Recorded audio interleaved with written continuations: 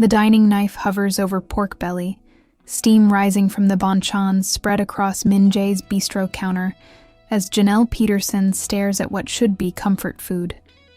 Instead, she's watching 30 strangers witness her childhood trauma served on ceramic plates. "This is Grandma Johnson's memory," Min Jae announces to the Table, Memory, and Word extension course audience, his voice carrying the pride of a chef who thinks he's captured lightning. Sweet potato mash with secret spices, cardamom, cinnamon, love from the American South. The cardamom. He found the cardamom. Janelle's throat closes. Not because it's wrong, but because it's devastatingly right. Her grandmother made exactly this dish, but with cardamom she bought in shame, spice too fancy, for a poor black woman in 1960s Chicago. The ingredient that made her grandmother feel like she was stealing dignity 1 teaspoon at a time. The audience applauds. Someone whispers about cultural bridge building and authentic tribute.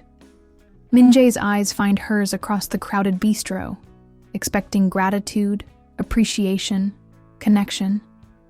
Instead, Janelle sets down her chopsticks with surgical precision. "Don't," she says quietly, but her voice cuts through the warm chatter like winter wind.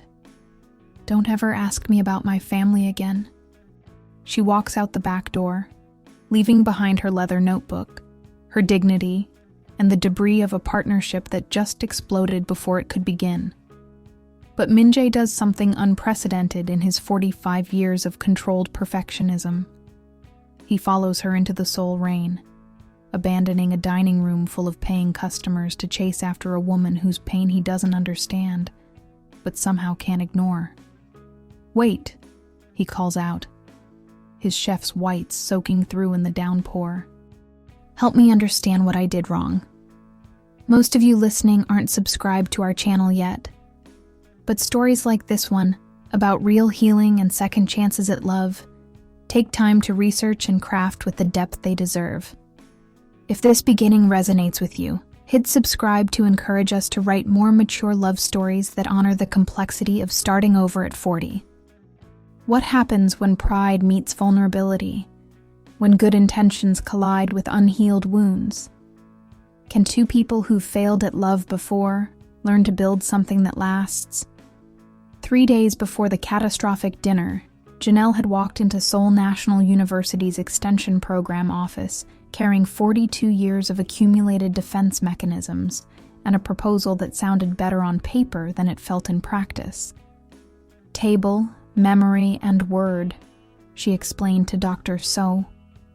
Sarah Kim, the program coordinator whose geometric glasses and tailored suit suggested someone who valued precision over sentiment.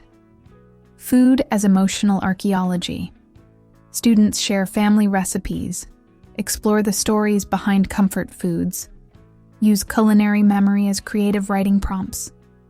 Innovative, Dr. Kim acknowledged, though her tone suggested evaluation rather than enthusiasm.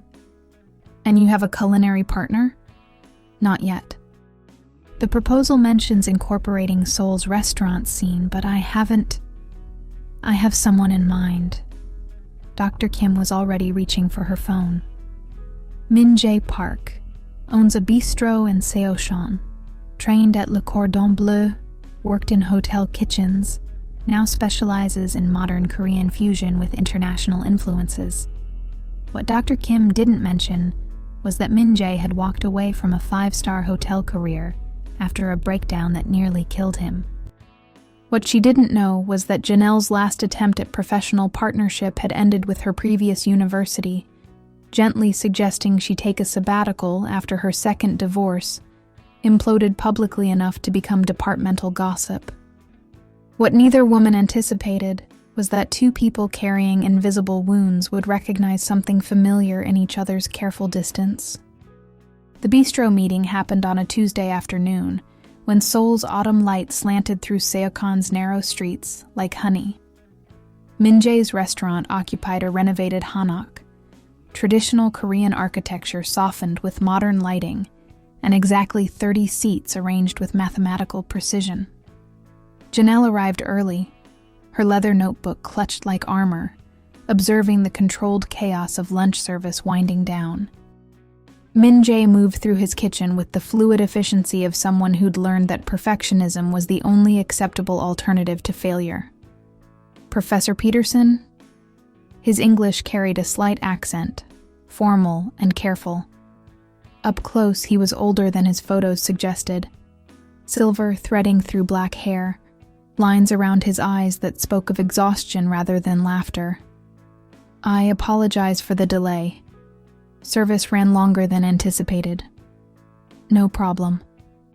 I appreciate you taking time to discuss the partnership. They sat at a corner table, her academic proposition spread between them like a treaty negotiation. The extension course would meet twice weekly for 8 weeks. Students would explore family food traditions, write creative pieces inspired by taste memory, share stories that connected personal history to cultural identity. Your role, Janelle explained, would be facilitating the culinary component, teaching basic techniques, helping students prepare meaningful dishes, providing cultural context for Korean ingredients and methods. Min-jae studied the proposal with professional focus. The compensation seems fair, timeline is manageable, but I have questions about the emotional component. Such as? Food triggers powerful responses. Family recipes carry trauma as often as comfort. What happens when students share stories they're not prepared to process? The question revealed more about Min-jae than any resume could. This wasn't someone who viewed cooking as mere technique. He understood food as emotional archaeology, dangerous excavation that could unearth treasures or explosives without warning. We established boundaries from the beginning, Janelle said. Clear consent about sharing levels. No pressure to reveal more than feels safe. And if someone shares something that triggers other participants, we create space for multiple truths to coexist. Acknowledge that the same recipe might represent love for one person, loss for another. Min-jae nodded slowly. I accept the partnership, but I have one condition, which is authenticity over performance. If we're asking students to be vulnerable about family history, we model that vulnerability ourselves. No sanitized stories, no comfortable lies. Janelle extended her hand across the table. Agreed. The handshake lasted exactly 3 seconds. Professional, careful, revealing nothing about the fact that both their palms were slightly damp with the nervousness of people who'd learned not to trust easily. What neither of them realized was that they'd just committed to 8 weeks of supervised emotional demolition, with 30 strangers as witnesses, and no real plan for what to do with the debris. Min-jae interrupts service the next evening, walking into his bustling dining room at 7:30 p.m., with the focused determination of someone who's made a decision that will change everything. Ladies and gentlemen, he says, his voice carrying over conversations in 3 languages. I need your attention for a moment. The bistro falls quiet. Diners pause mid-bite. Servers freeze with plates balanced on their arms, and Ji-hoon, his sous chef, stares from the kitchen doorway with open concern. Last night, I made a significant mistake. I prepared a dish intended as tribute without properly listening to the story behind it. I hurt someone I respect deeply, someone who trusted me with family history that I treated carelessly. A few customers glance toward the door, as if expecting a dramatic confrontation. Instead, Min-jae continues with the methodical precision he applies to every aspect of his professional life. Professor Janelle Peterson is a brilliant educator who came to Korea to create something meaningful with Seoul's culinary community. Instead of supporting her vision, I imposed my own assumptions. I let my desire to impress override my responsibility to honor what she was sharing. The bistro's atmosphere shifts. Intimate strangers drawn into something unexpectedly authentic. This isn't the polished apology of damage control. It's the raw admission of someone willing to be wrong publicly. Tomorrow evening, if she's willing to give me another chance, we'll be preparing her grandmother's recipe together. The real version, with all the stories and struggles it carries. You're welcome to join us, but only if you come prepared to listen more than you speak. Min-jae bows slightly, a gesture that bridges Korean formality with personal humility. Thank you for your understanding. Please continue enjoying your meals. The response is immediate and electric. Instead of awkward silence, the dining room erupts in appreciation. Applause from the Korean customers, raised wine glasses from international diners, and the kind of energized conversation that happens when people witness genuine courage. Ji-hoon approaches as Min-jae returns to the kitchen. "Hyung," he says quietly, using the Korean term for older brother that carries affection along with respect. "In 15 years of working with you, I've never seen you apologize. Not once. Not even when you were wrong. I've never been this wrong before, or this interested in being right for someone else." The observation hangs between them as Min-jae begins prep for the evening's remaining service. But his movements lack their usual mechanical precision. There's something looser, more intuitive, as if the public admission has freed him from the rigid perfectionism that's defined his career. Across Seoul, Janelle sits in her small apartment near Hongdae, staring at a text message from an unknown number. "Tomorrow, 7 p.m. if you're willing. We'll do this properly. No assumptions, no shortcuts. Just listening." Min-jae Park. She stares at the message for 20 minutes, her finger hovering over the reply button. Pride wars with curiosity, professional necessity battles personal vulnerability. Finally, she types, "Bring your notebook. We're going to talk before we cook." The response comes immediately. Already prepared 3 pages of questions, none of them about ingredients. Despite everything, the public humiliation, the triggered trauma, the carefully constructed walls around her family history, Janelle finds herself smiling for the first time in 3 days. Maybe some mistakes are worth the risk of repairing. The second attempt takes place not in the bistro's public dining room, but in Min-jae's private kitchen after hours. The space feels different in the evening quiet, more intimate, less performative, with soft lighting that suggests conversation rather than critique. Janelle arrives carrying her grandmother's recipe box, a battered wooden container she hasn't opened in 5 years. Min-jae waits at the steel prep counter, his chef's knife set aside, a legal pad filled with careful handwriting positioned between them. "Before we cook anything," he says, "I need to understand what I got wrong. Everything." Janelle's voice carries no anger now, just exhaustion. "You researched American Southern cuisine and made assumptions about what comfort food means to Black families. You took our survival and turned it into performance. Explain that to me." She opens the recipe box, revealing index cards yellowed with age and food stains. "My grandmother, Dorothy Johnson, cleaned houses for white families in Chicago in the 1960s. 12 hours a day, 6 days a week, for wages that barely covered rent." Min-jae listens without interrupting. His professional focus shifted entirely to her words rather than technique. But she loved to cook. Loved taking cheap ingredients and transforming them into something that made our tiny kitchen feel like celebration. Sweet potatoes were affordable, filling, could stretch to feed whoever needed a meal. Janelle pulls out a specific card. Her grandmother's handwriting faded, but still legible. The cardamom wasn't traditional. Wasn't part of any family recipe passed down through generations. She discovered it by accident when she was cleaning a spice merchant's house, found a discarded container they were throwing away. She took it, She asked if she could have it. The woman gave it to her like charity, like she was doing this poor black woman a favor by letting her have the exotic spice nobody wanted. Janelle's fingers traced the recipe card's edges. But Grandma Dorothy fell in love with that flavor. Started buying cardamom with grocery money she couldn't afford to spend on anything fancy.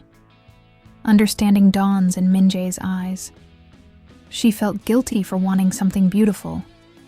She felt guilty for wanting anything beyond survival, but she couldn't help herself. That cardamom made her sweet potatoes taste like hope instead of just necessity. The kitchen falls quiet, except for the distant hum of Seoul traffic. Min-jae processes the story, understanding now that his tribute had captured the flavor without honoring the sacrifice, the complexity, the private joy that his grandmother had guarded like a precious secret. What happened to her? He asks gently.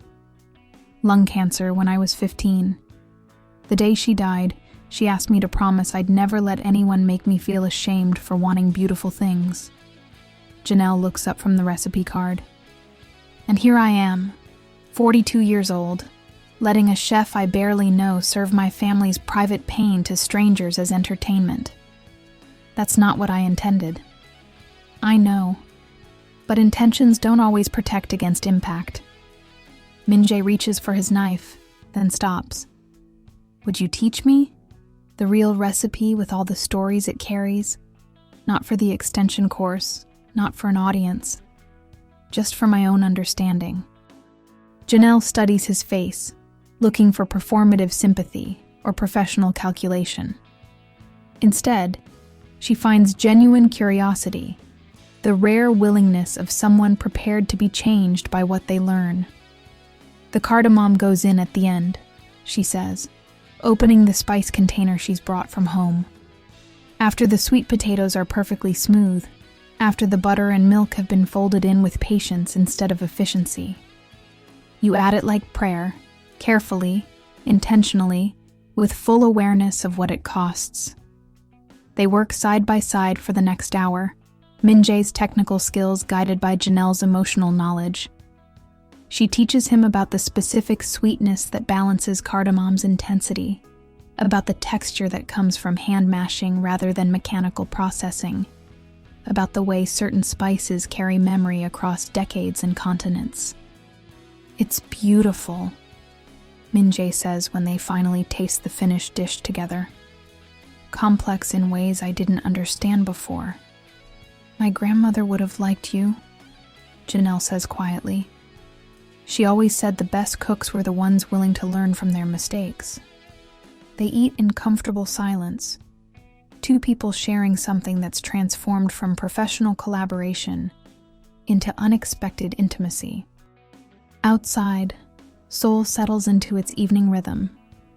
But inside the quiet kitchen, a black woman professor and a Korean chef are discovering that some bridges take time to build properly. The extension course, Min-jae says eventually. Tomorrow night. Are you ready? Are you? Janelle looks at her grandmother's recipe box, then at the empty plates between them. With the right partner? Yes. They shake hands again. But this time, it feels less like a business agreement and more like the beginning of something neither of them is quite ready to name. Week 3 of the extension course brings an assignment that makes everyone in the room visibly uncomfortable, writing letters to their 25-year-old selves, guided by a specific family recipe. Choose a dish that represents who you thought you'd become, Janelle explains to the circle of students gathered in the bistro's reconfigured dining space. Write to that younger version of yourself. Explain what the recipe means now, what you've learned about the distance between expectation and reality. The participants, a mix of Seoul residents, expat professionals, and university students, shift in their chairs. This isn't the comfortable cultural exchange they signed up for. This is emotional archaeology with witness protection. I'll demonstrate, Min-jae says, surprising everyone, including Janelle. He moves to the kitchen's demonstration station, pulling out ingredients for what appears to be an elaborate French technique. Coq au vin, classic preparation, taught to me by a chef in Paris when I was 28. His hands work with automatic precision, breaking down the chicken, preparing the aromatic base, setting up multiple pans with the choreographed efficiency of professional service. At 25, I thought mastery meant perfection, he continues, his voice carrying over the sound of onions hitting hot oil. I believed that if I could execute every classical technique flawlessly, I would earn respect, recognition, the kind of culinary reputation that outlasts trends. Janelle watches him work, recognizing something in his careful movements, the way perfectionism becomes both shield and prison. "Dear 25-year-old Min-jae," he says, beginning to brown the chicken pieces. "You think success means never failing, never showing weakness, never needing help from anyone. You're going to spend 15 years proving how self-sufficient you can be." The bistro falls completely silent.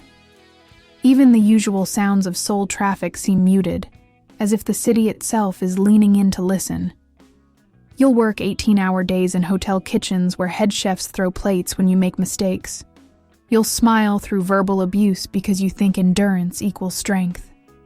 You'll sacrifice friendships, relationships, your physical and mental health, all for the approval of people who will never see you as anything more than competent. The chicken sizzles as Min-jae adds wine to deglaze the pan, steam rising like incense in the warm kitchen air. And one day, you'll be standing in a 5-star hotel kitchen in Gangnam, preparing for the most important service of your career, when your hands will start shaking so badly you can't hold a knife. You'll tell yourself it's exhaustion, stress, too much caffeine, but it won't stop. Several students lean forward, drawn into confession that's become more intimate than any cooking demonstration should be. The panic attack will hit during the dinner rush. 300 covers, full dining room, Michelin reviewers at table 12. You'll collapse behind the garde-manger station, gasping for air, convinced you're dying. And the head chef will step over you to keep service running, because that's what you taught everyone to expect, that the work matters more than the person doing it. Min-jae adds herbs to the braising liquid, his movements slowing as memory intersects with technique. So here's what I wish I could tell you, 25-year-old Min-jae. Perfection is not the same as excellence. Isolation is not the same as independence. And the people worth knowing will love you more for your struggles than for your successes.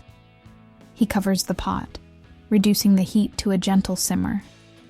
This dish taught me patience, but it took me 15 years to understand that patience includes being gentle with yourself while you learn. The room sits in stunned silence. This level of vulnerability wasn't in the course syllabus, but it's exactly what the assignment was designed to evoke. The courage to examine the distance between who we thought we'd become and who we actually are. Janelle realizes it's her turn to model the exercise. She moves to her own workspace, pulling out ingredients for what appears to be a simple cornbread recipe. "My turn," she says, her voice steadier than she feels. "Dear 25-year-old Janelle, you think intelligence will protect you from making stupid decisions about love?" The confession comes easier than she expected. Perhaps because Min-jae's honesty has created permission for everyone in the room to be equally real. You're going to marry someone who looks good on paper, educated, ambitious, shares your academic interests. You'll mistake compatibility for connection, shared goals for shared values. And you'll spend 8 years trying to fix a relationship that was broken from the beginning because neither of you was brave enough to admit you didn't actually like each other. She measures cornmeal with the automatic precision of someone who's made this recipe hundreds of times. Then you'll do it again. Different person, same mistake. You'll choose safety over authenticity. Convince yourself that settling is mature, that compromise means sacrificing the parts of yourself that feel too much, want too much, dream too foolishly. The batter comes together quickly, but Janelle's hands slow as she approaches the difficult part of the story. And you'll end up 40 years old, twice divorced, sitting in faculty meetings where colleagues whisper about your personal instability while you nod and pretend their opinions don't matter. You'll volunteer for international assignments not because you love travel, but because running away feels easier than staying in one place long enough for people to see how badly you've failed at the things that should come naturally. She pours the batter into a cast-iron skillet, the same type her grandmother used, inherited through generations of women who learned to make beauty from whatever ingredients they could afford. But here's what you need to know, 25-year-old me. Those failures will teach you more about love than your successes ever could. The marriages that didn't work will show you what you actually need from a partner. The loneliness will teach you to enjoy your own company. And the mistakes will give you compassion for other people's imperfect choices. The cornbread goes into the oven, filling the bistro with the warm smell of comfort food that transcends cultural boundaries. This recipe represents home to me, Janelle continues. Not perfect home, not Instagram-worthy home, but real home. The place where your mistakes are acknowledged without shame. Where growing up means getting better at loving yourself and others, not just getting better at hiding your weaknesses. When both dishes are ready, the entire group shares the meal in contemplative quiet. The coq au vin is technically flawless, complex, and sophisticated. The cornbread is simple, honest, deeply satisfying.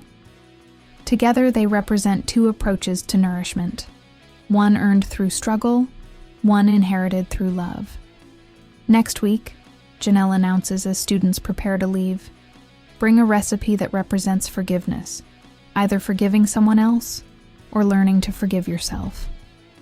After the bistro empties, Min-jae and Janelle clean the kitchen together in comfortable silence.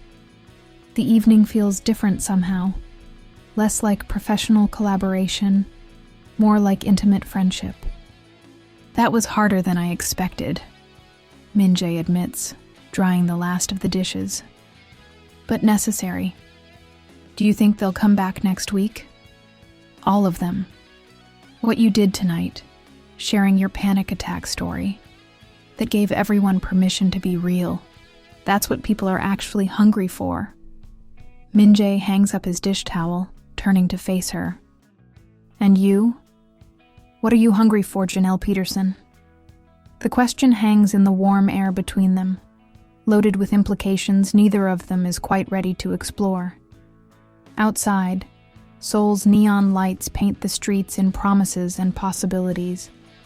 But inside the quiet bistro, two people are discovering that the most dangerous ingredient in any recipe is hope. I'm learning, she says finally, gathering her grandmother's recipe box. Ask me again in a few weeks. But as she walks through the cooling Seoul night toward her apartment, Janelle realizes she already knows the answer. She's hungry for connection that doesn't require performance, partnership that honors both strength and vulnerability, love that grows stronger through honesty rather than despite it. The question is whether she's brave enough to reach for it. Saturday morning in Tongan Market arrives with the chaos of authentic Seoul, vendors calling out prices in rapid-fire Korean, tourists navigating narrow aisles with translation apps, and the rich symphony of smells that makes every food market feel like coming home to someone's kitchen. Janelle meets Min-jae at the market entrance, both carrying canvas bags, and the slightly awkward awareness that this shopping trip isn't quite professional anymore. After 3 weeks of supervised vulnerability in the extension course, they've moved past colleague status into something unnamed, but increasingly complicated. The assignment is ambitious, Min-jae says, as they navigate through the seafood section, past vendors arranging displays of mackerel and octopus with artistic precision. Fusion dishes that honor both Korean and American traditions without appropriating or diminishing either. Culture shock on a plate, Janelle agrees. Students pick one Korean ingredient they've never used, Pair it with something that reminds them of home. Create something that represents their experience of being between worlds. They pause at a banchan vendor, studying the colorful array of pickled vegetables, fermented treasures that represent generations of Korean preservation techniques. "What about us?" Min-jae asks. "We should model the assignment. What would you choose?" He considers the question while examining gochujang, the complex fermented chili paste that forms the backbone of Korean flavoring. Something that bridges my classical French training with my Korean heritage.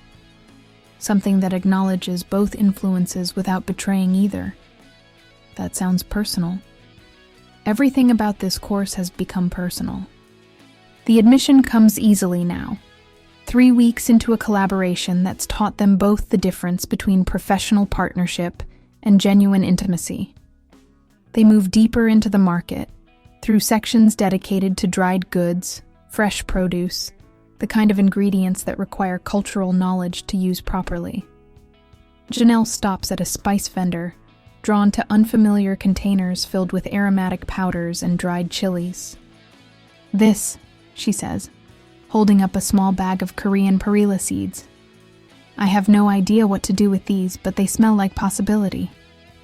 "Perilla is contentious," Min-jae explains, taking the bag to examine the seeds more closely. "Some people love it, others find it overwhelming. Very distinct flavor, somewhere between mint and sesame, with a slight bitterness that either enhances or destroys everything it touches. Sounds like my relationship history." The joke lands lighter than intended, earning a genuine laugh from Min-jae. "What would you pair it with?" "Something from home, something that represents comfort but also complication." She considers the market around them, the abundance of choices that can overwhelm as easily as inspire. Collard greens, southern staple, but usually cooked with pork, heavy seasonings. What if we prepared them with Korean techniques? Fermentation? Or just different aromatics? Less bacon fat, more complexity from unfamiliar spices. They spend the next hour collecting ingredients like cultural ambassadors, Min-jae explaining the subtleties of different soy sauces, while Janelle shares stories about vegetables that carry multiple meanings depending on how they're prepared, who's cooking them, what memories they're meant to evoke. The conversation flows with the easy intimacy of people who've learned to trust each other with difficult truths. But underneath the comfortable discussion about food and technique runs a current of awareness. The way their hands briefly touch when reaching for the same item. The comfortable silence that feels more like partnership than friendship. The growing sense that they're shopping not just for ingredients, but for the raw materials of something deeper. "Coffee?" Min-jae asks as they finish purchasing their experimental ingredients. They find a small cafe near the market, the kind of neighborhood place that serves excellent coffee without pretension. Sitting across from each other at a tiny table, surrounded by the gentle chaos of Saturday morning Seoul, they could be any couple planning a meal together. "Can I ask you something?" Janelle says, stirring sugar into her Americano. "Of course." "The panic attack you described in class, was that really the end of your hotel career?" Min-jae is quiet for a long moment, watching steam rise from his cup. "That was the beginning of the end. The actual end came 2 weeks later, when I realized I didn't remember the last time I'd cooked something just because I wanted to eat it." "What do you mean?" "Every dish was about performance, about proving something to someone. Head chef, food critics, myself. I'd lost the simple pleasure of creating food that nourishes rather than impresses." He looks up from his coffee. "Opening the bistro was supposed to reconnect me with why I started cooking in the first place." "And did it?" "Until 3 weeks ago, no. The bistro became just another stage, smaller venue, but same performance anxiety. Then you walked in with your grandmother's recipe, and I remembered what it feels like to cook for someone rather than at someone." The confession settles between them like a shared secret. Around them, The cafe hums with weekend conversations in multiple languages, the soundtrack of contemporary Seoul where tradition and globalization create daily negotiations of identity. My turn, Min-jae says. Why Seoul? Why this program specifically? Janelle considers how much truth to share, how vulnerable to make herself in the middle of a crowded cafe. After my second divorce, I needed to be somewhere nobody knew my failures. Academia is a small world. Everyone knows everyone's business, especially when that business involves public relationship disasters. Seoul was escape. Seoul was possibility. A chance to create something meaningful without the weight of everyone's expectations, without having to explain or justify my choices. She pauses. Also, Korean culture has this beautiful concept of nunchi, social awareness, emotional intelligence, the ability to read situations and respond appropriately. I wanted to learn from that. And have you learned? I'm learning that emotional intelligence isn't the same as emotional armor, that protecting yourself from vulnerability also protects you from connection. The observation hangs in the air between them, heavy with implication. They're both learning, both changing, both discovering that the extension course has become as much about their own growth as their students' exploration of food and memory. The fusion assignment, Min-jae says eventually. When should we test our recipes? Tonight? My apartment has a better kitchen for experimentation, more space to make mistakes without an audience. The invitation is practical, logical, completely reasonable. It's also the first time either of them has suggested spending time together outside the structured boundaries of their professional partnership. Should I bring wine? Only if you want to see how badly I can mess up Korean ingredients when I'm relaxed. They walk back through Tongan Market together, their bags heavy with experimental groceries, their conversation light but loaded with unspoken possibilities. Seoul's autumn afternoon wraps around them like permission to take risks, to try combinations that might fail spectacularly or succeed beautifully. Neither of them acknowledges that tonight feels different, that cooking together in Janelle's private space crosses a line they've been approaching carefully for weeks. They're not quite ready to name what's growing between them, but they're both brave enough to explore it one ingredient at a time. The market bustles around them as they separate at the subway entrance, each carrying their share of groceries, and the quiet excitement of people who've just made a plan that might change everything. Janelle's apartment in Hongdae reflects her temporary but extended status in Seoul. Furnished but not personalized, functional but not quite home. She's arranged ingredients across her small kitchen counter when Min-jae arrives, carrying wine and a wrapped package that piques her curiosity. "What's that?" she asks, accepting the bottle of Korean wine he's selected. "Something I thought might interest you." He unwraps the package, revealing 2 ceramic bowls, one pristine and white, the other obviously repaired with golden veins running through hairline cracks.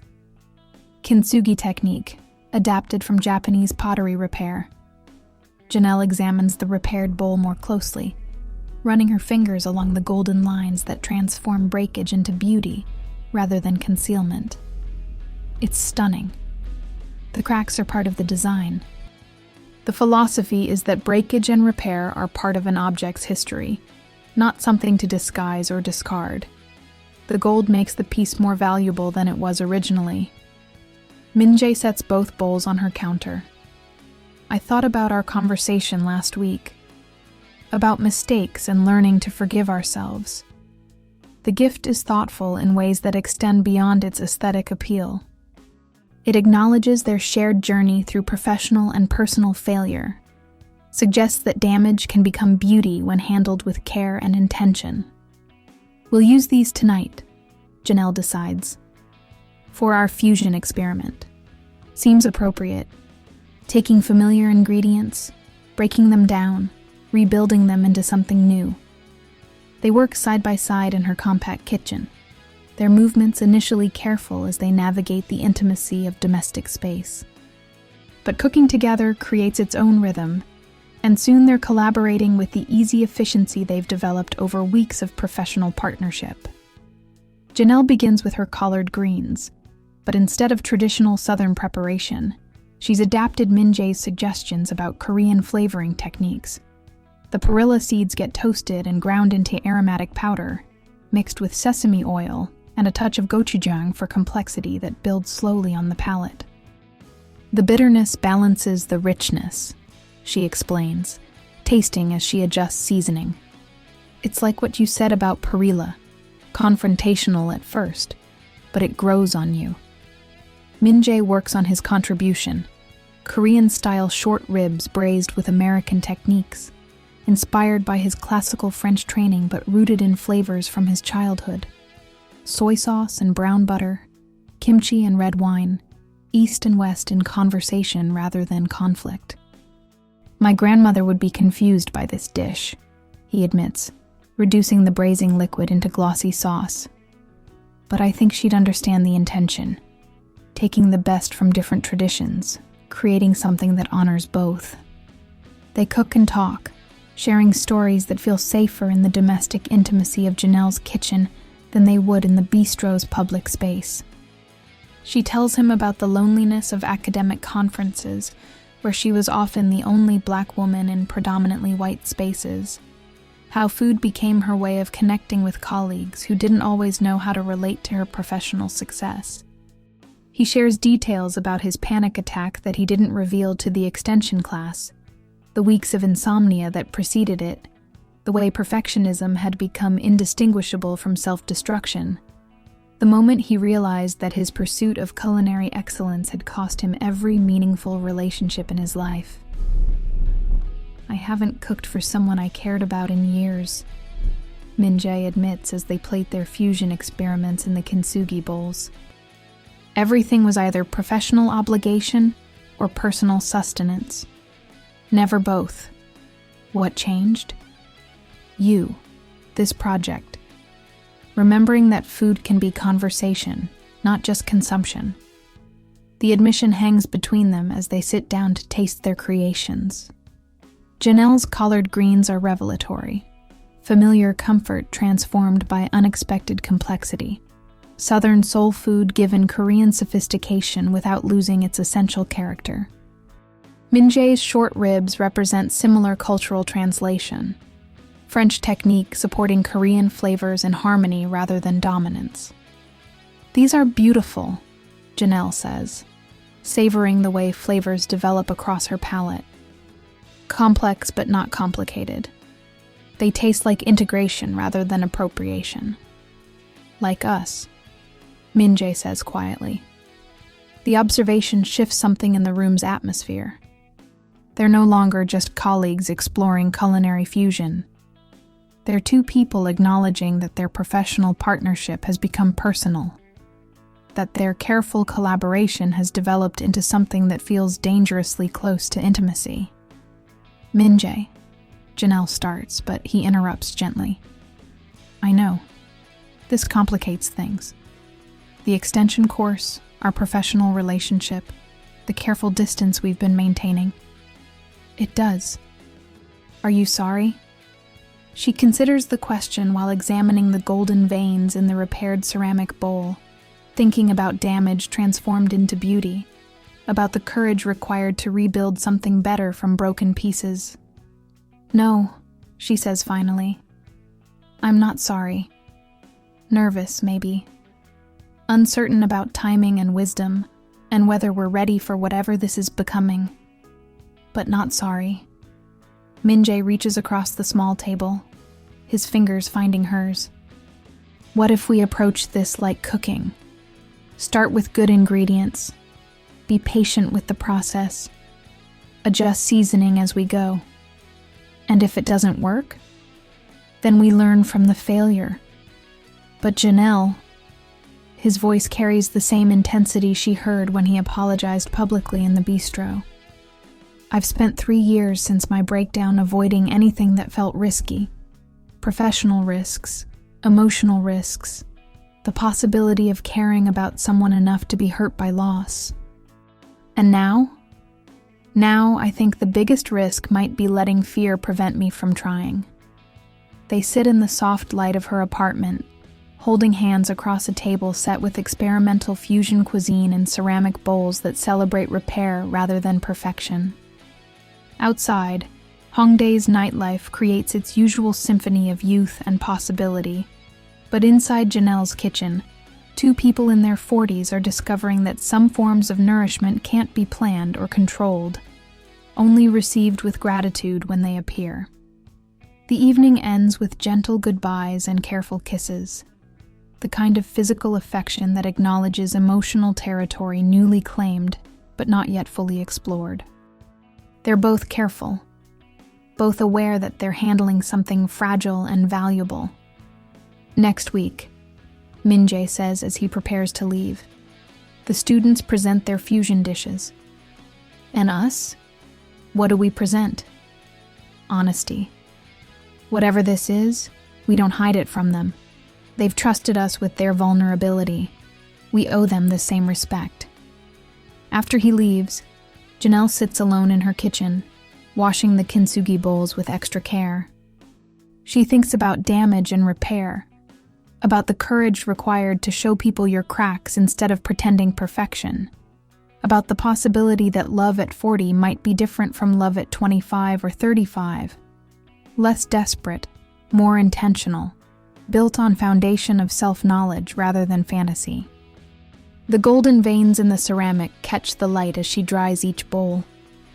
Beautiful evidence that some things become more valuable precisely because they've been broken and mended with care. Maybe, she thinks, second chances at love work the same way. The expansion offer arrives on a Tuesday morning when Seoul's autumn light slants through the bistro windows like promise, turning ordinary breakfast service into something cinematic. Min-jae reads the email twice before calling Janelle, his voice carrying excitement and uncertainty in equal measure. Gangnam investor wants to meet. Restaurant group interested in scaling the concept.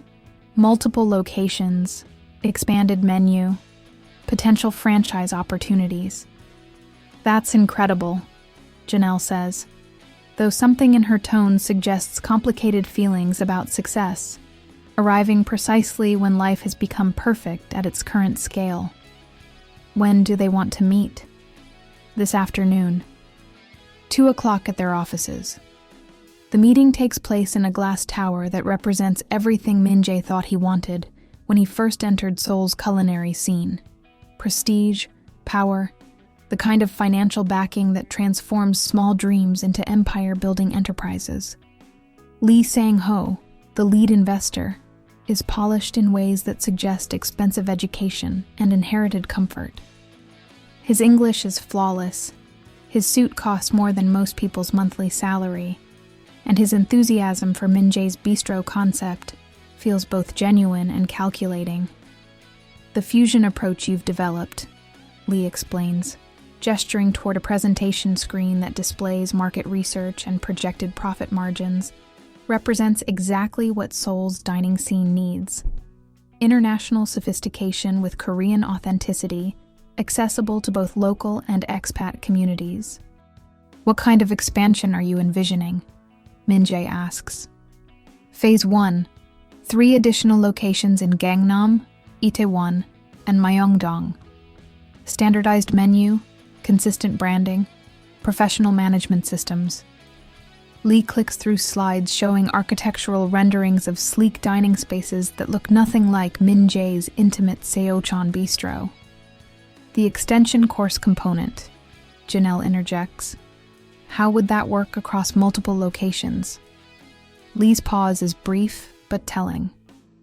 We'd need to streamline that aspect, perhaps monthly workshops instead of ongoing classes, more focus on the culinary experience, less emphasis on the personal storytelling component. Less emphasis on the personal storytelling, Janelle repeats slowly. Market research indicates that diners want authentic cultural exchange, but they prefer it curated rather than raw. professional presentation rather than amateur emotional processing. The language is diplomatic, but the message is clear. Lee's investment group sees value in the concept's surface elements while viewing its emotional core as commercially problematic.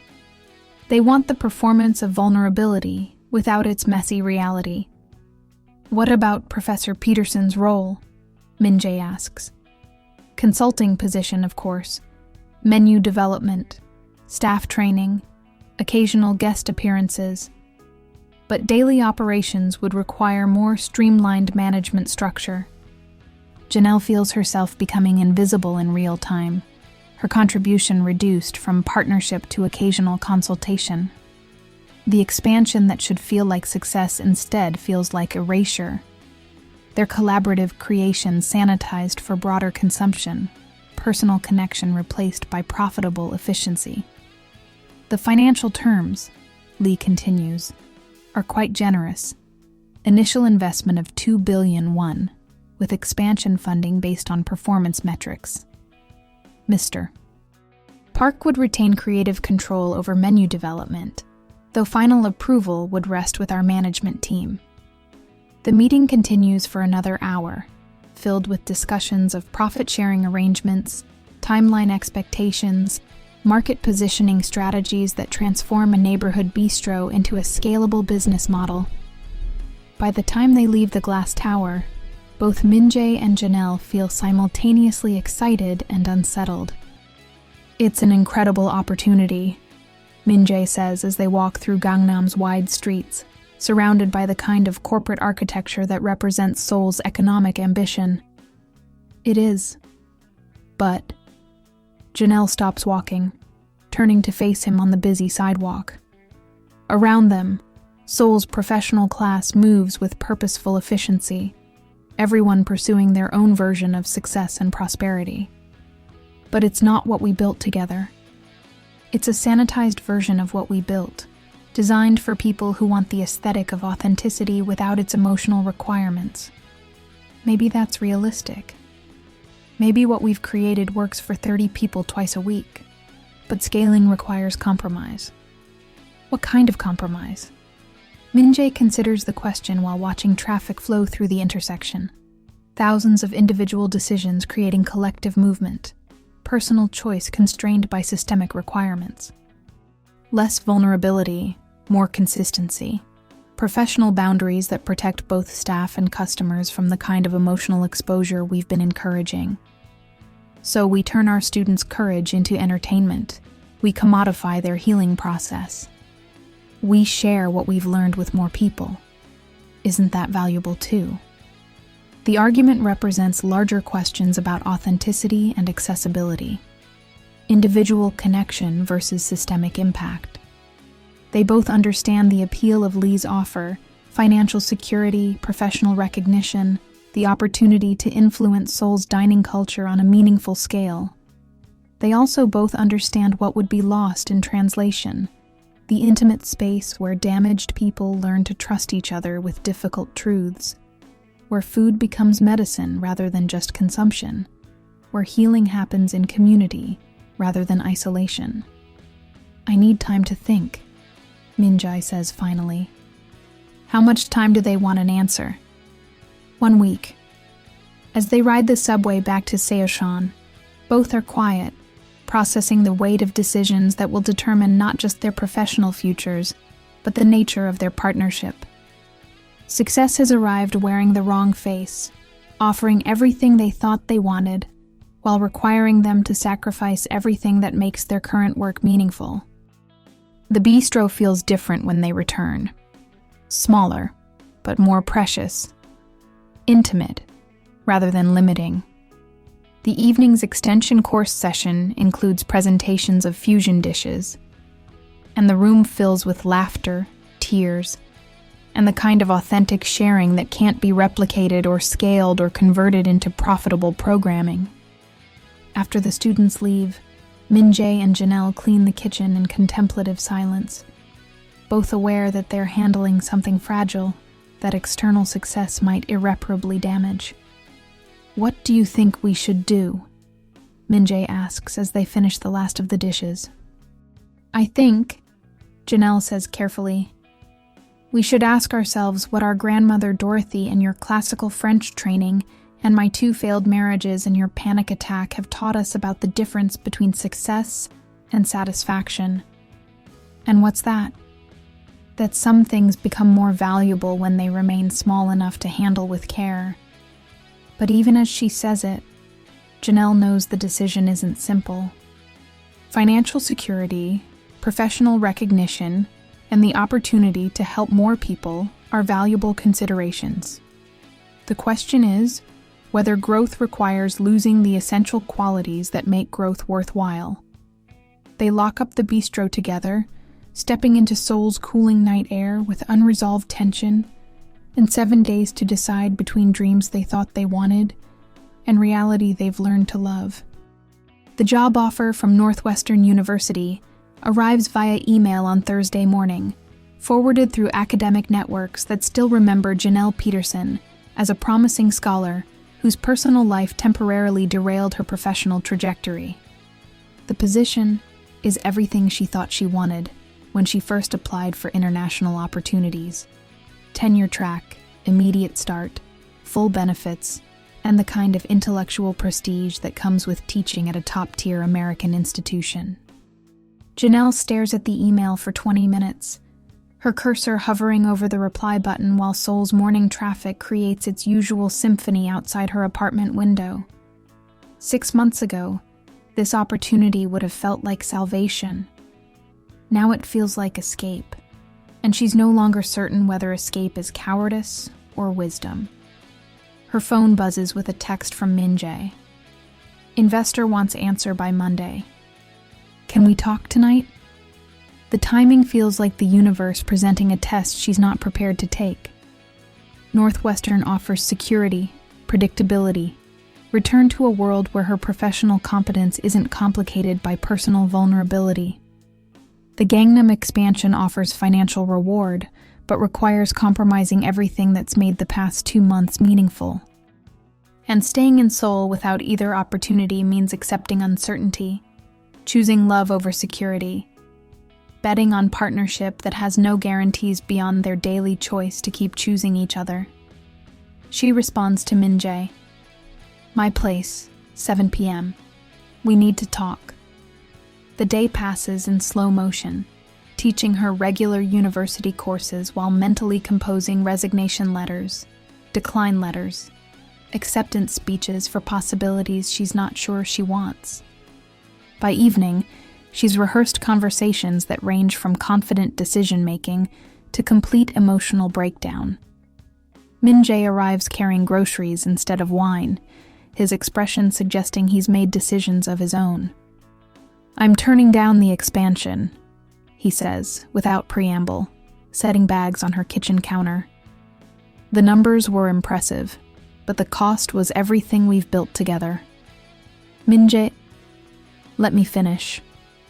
He begins unpacking ingredients. Simple things. Comfort foods that suggest cooking for solace rather than performance. I've spent most of my adult life chasing other people's definitions of success. The Gangnam offer represents more of the same. Bigger stage, higher stakes, same fundamental emptiness. Janelle watches him move through her kitchen with automatic efficiency, preparing to create sustenance while navigating emotional complexity. What about financial security, professional recognition, the opportunity to impact more people? What about the 30 students who trust us enough to share their family secrets? What about the healing that happens in small spaces where people feel safe to be imperfect? Min Jae pauses in his preparation, looking directly at her. What about us? What we've built together? What we're still building? The questions hang in the air while Janelle wrestles with her own news, her own impossible choice between security and possibility. I got a job offer, she says finally. Northwestern University. Tenure track, immediate start. Min Jae goes very still, his hands freezing mid-motion as he processes this information. Chicago. When would you leave? They want an answer by next week. Start date in January. The kitchen falls quiet except for the distant sounds of Hongdae's evening coming to life. Students gathering in cafes, restaurants preparing for dinner service, the city's daily renewal of energy and possibility. Is that what you want? Min-jae asks quietly. 6 months ago, absolutely. 2 months ago, probably. Now? Janelle sits down at her small table, suddenly exhausted by the weight of choosing between different versions of her future. Now I don't know what I want beyond not wanting to make the wrong decision again. What would be the wrong decision? Staying for the wrong reasons. Leaving for the wrong reasons. Choosing security over growth, or growth over stability, or love over career, or career over love. Her voice cracks slightly. I've been making the wrong choices about men and work and life priorities for 20 years. How do I know this isn't just another mistake with better Korean food? Min-jae sets down the knife he's been holding and moves to sit across from her. Maybe you don't know. Maybe nobody knows when they're in the middle of making the choice. Maybe the best we can do is be honest about what we're afraid of and what we're hoping for, and then choose based on which fear we can live with better.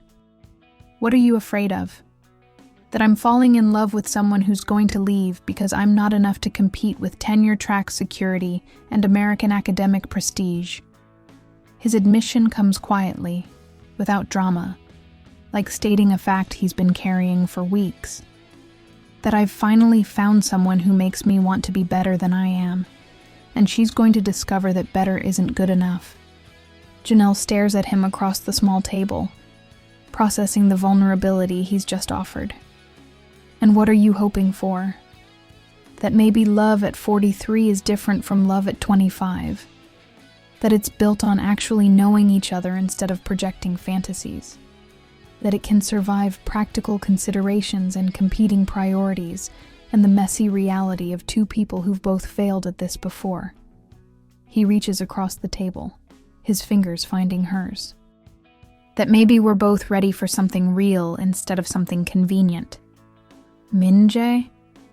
She starts to speak, then stops, overwhelmed by the weight of honesty he's asking for. I'm afraid that staying is just another way of avoiding real life. That Seoul and the extension course and what's growing between us is beautiful but temporary, like study abroad or summer camp.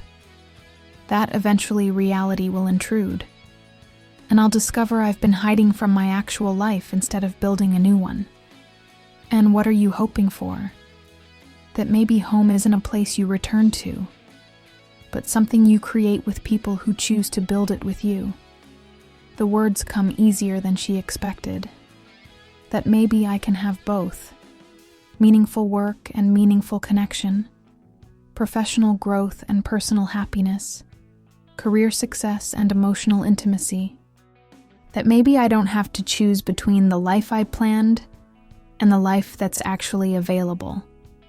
They sit in the soft light of her apartment, their hands connected across the table, surrounded by ingredients for a meal they haven't cooked yet, and decisions they haven't made yet. The Northwestern offer, Min-jae says eventually. How long do you have to decide? 1 week. And the extension course ends next week too.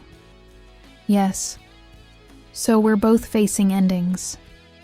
And Janelle considers this, the synchronicity of choices arriving at the same moment. Or beginnings. What if? Min-jae hesitates, then continues with the careful precision he applies to unfamiliar recipes. What if we approach this like the fusion experiments we've been teaching? Take the best elements from both possibilities, see if we can create something new that honors both traditions. What would that look like? I don't know yet, but maybe we don't have to solve it tonight.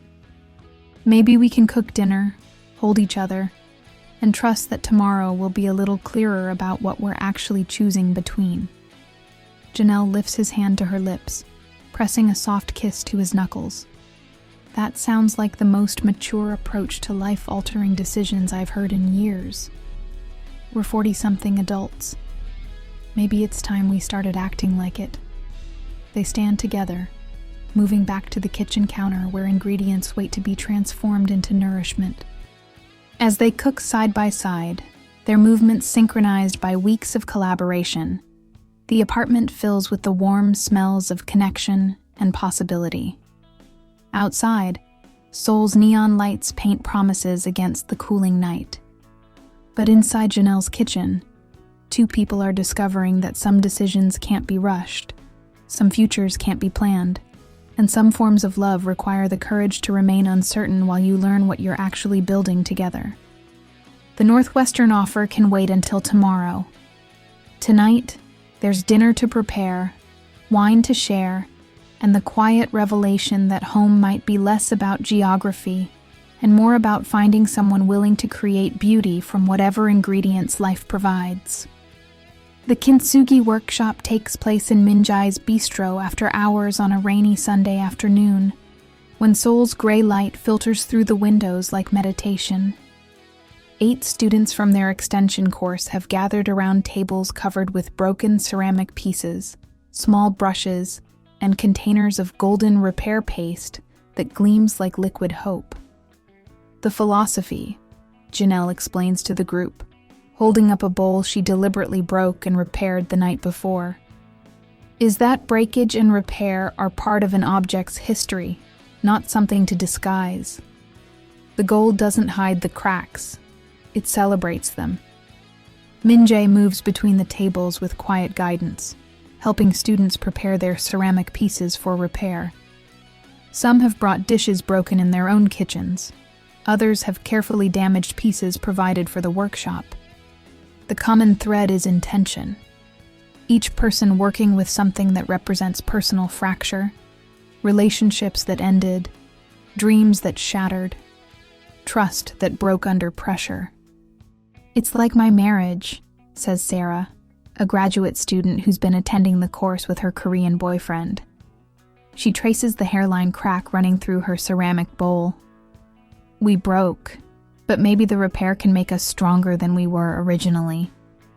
Or maybe, adds Marcus, an American expat teacher, some things are supposed to break so you can see what's actually worth saving. The conversations flow as hands work with golden paste, everyone finding their own metaphor in the ancient art of beautiful repair.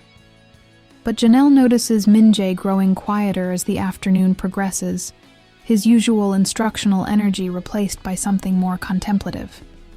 After the students leave, carrying their repaired ceramics like trophies of resilience, Minjae and Janelle clean the workshop materials in comfortable silence. The bistro feels different in the Sunday afternoon quiet. More intimate, less performative, like a sanctuary rather than a business. What were you thinking about during the workshop? Janelle asks, as they wash brushes sticky with golden paste. My parents' marriage, Minjae says quietly. They divorced when I was 15. Very bitter, very public. Lots of accusations and lawyer meetings and arguments about who destroyed what. That must have been difficult. It was. But watching today's workshop, I kept thinking, what if they'd approached it differently? What if instead of trying to hide the damage or pretend it never happened, they'd found a way to acknowledge the breaks and rebuild from there? Janelle sets down the brush she's cleaning, recognizing the deeper conversation he's approaching. Are we still talking about your parents? We're talking about us. Minjae turns to face her, his expression serious, but not heavy. About the fact that we're both carrying damage from previous relationships, previous failures, previous versions of ourselves that didn't work out as planned.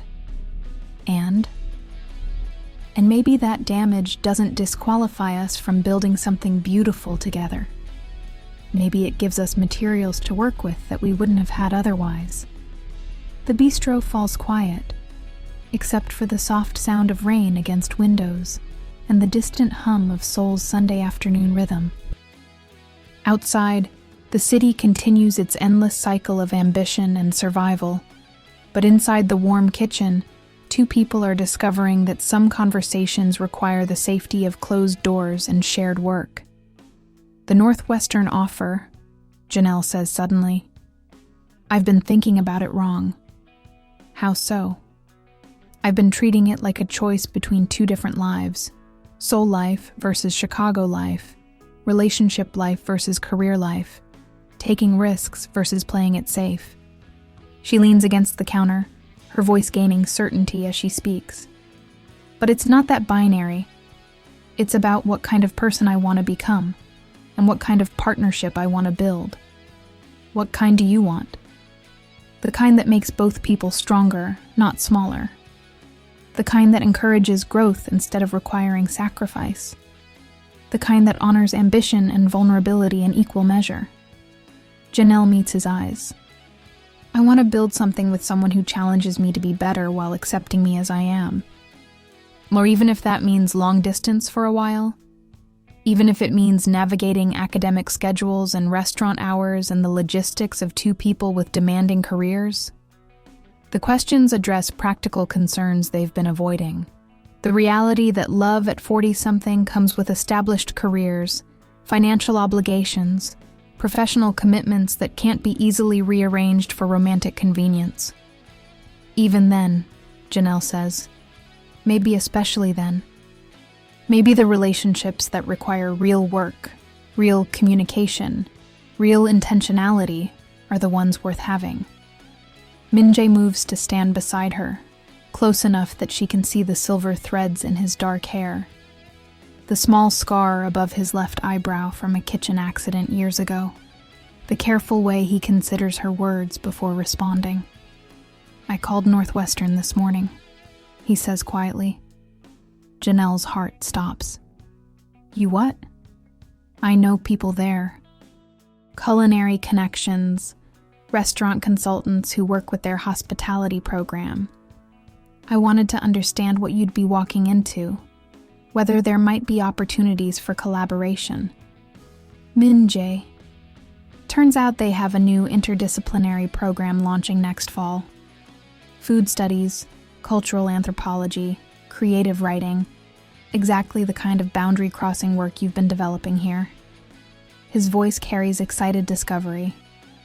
And they're looking for industry partners, people who can provide practical culinary experience to complement academic theory. The implication hangs in the air between them like possibility made tangible. Not choosing between Seoul and Chicago, but creating something that bridges both.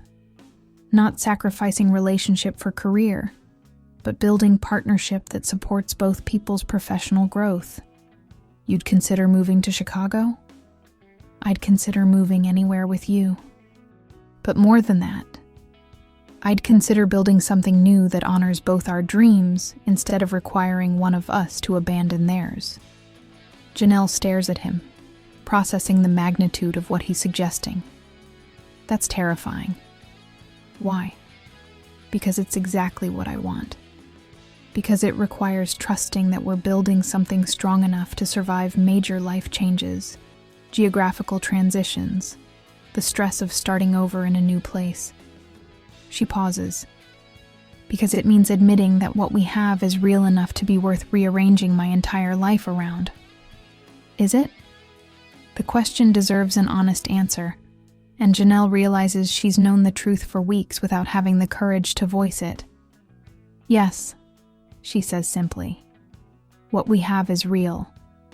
What we're building is worth protecting and nurturing and fighting for. Min-jae's smile starts small and grows until it transforms his entire face. Then let's start making plans. Real plans, not contingency plans. Plans based on what we want to create together instead of what we're afraid of losing. They spend the rest of the afternoon at his kitchen table, laptops open, researching opportunities and timelines and the practical logistics of building a life that spans 2 continents. The conversation flows between logistics and dreams, practical concerns and hopeful possibilities, the kind of planning that couples do when they're ready to bet on their future together. As evening settles over Seoul, they cook dinner together in the bistro's kitchen, not for students or customers, but for themselves. The meal is simple, but perfect. Ingredients they both love, techniques they've taught each other, flavors that represent the fusion of their separate experiences into something entirely new. To golden glue, Min-jae says, raising his wine glass in a toast. To beautiful repairs, Janelle responds, clinking her glass against his. Outside, Seoul's neon lights begin their nightly performance, painting the city in promises and possibilities. But inside the quiet bistro, two people who started as strangers have discovered that some breaks are meant to happen. Not to destroy what came before, but to create space for something stronger, more beautiful, more intentional than either person could have built alone. The Northwestern decision can wait until tomorrow. Tonight, there's wine to finish, stories to share, and the quiet satisfaction of choosing love that's complicated and real over convenience that's simple and hollow. The golden paste in their workshop materials has dried to permanent brightness, sealing cracks that will never break the same way again.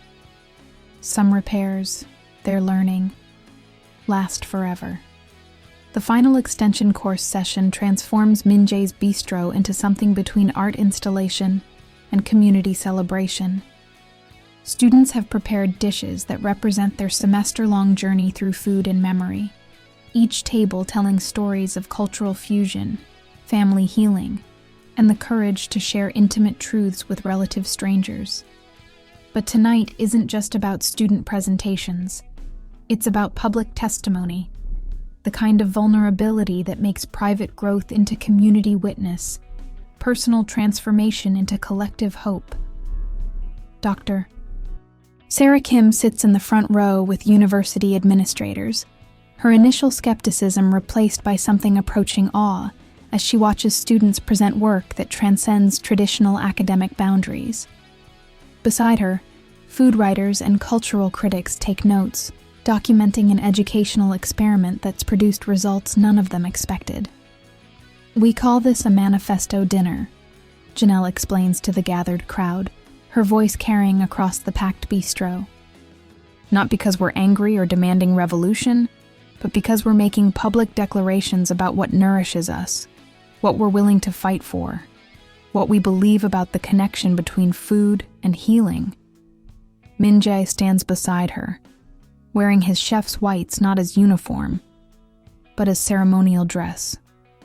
Tonight, we're serving honesty. It might not always taste comfortable, but it's guaranteed to be real. The first presentation comes from Elena, a Spanish exchange student who's created a dish that bridges her grandmother's paella with Korean ingredients. As she plates saffron-infused rice with kimchi and Spanish chorizo, she tells the story of calling her conservative grandmother to explain why she's fallen in love with Seoul, why she's changing her thesis topic, why she's learning to cook with ingredients that don't exist in her family's traditional recipes.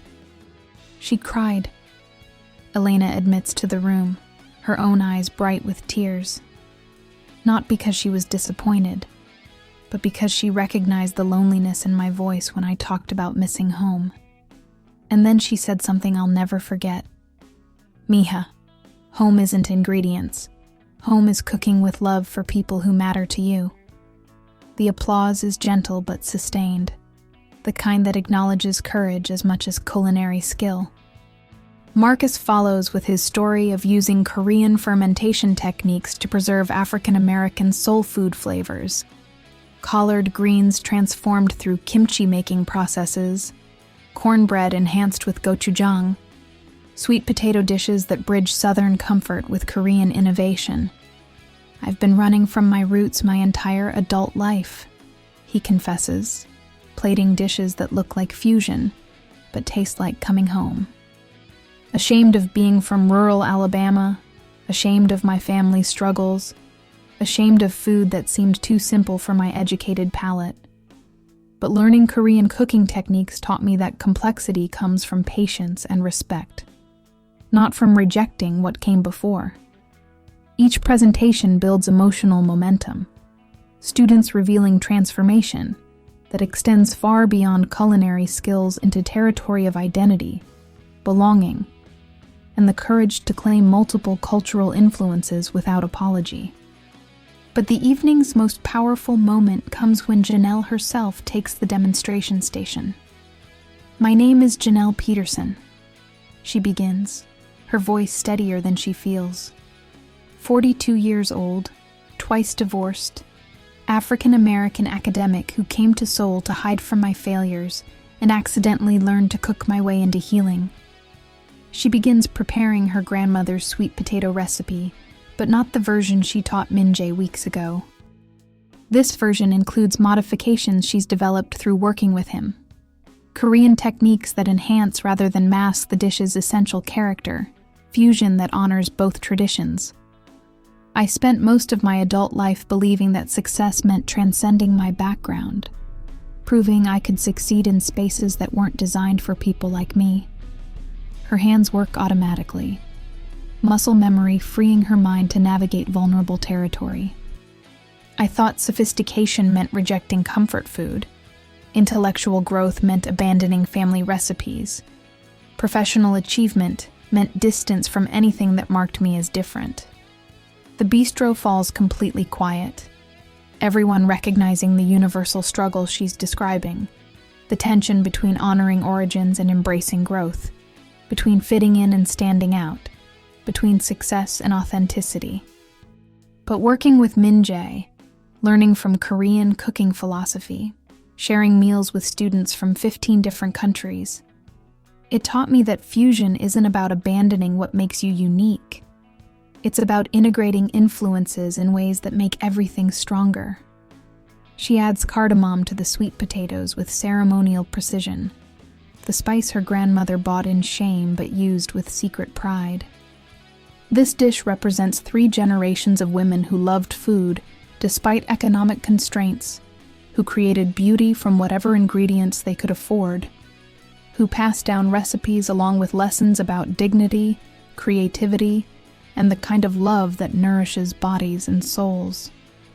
Min-jae approaches the cooking station, not to assist, but to stand beside her as she works.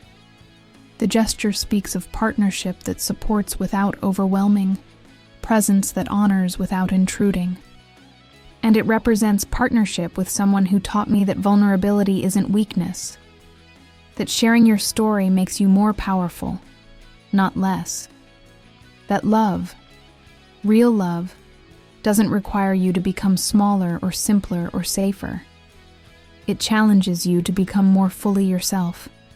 She looks directly at Min-jae as she plates the finished dish, her eyes bright with tears and determination.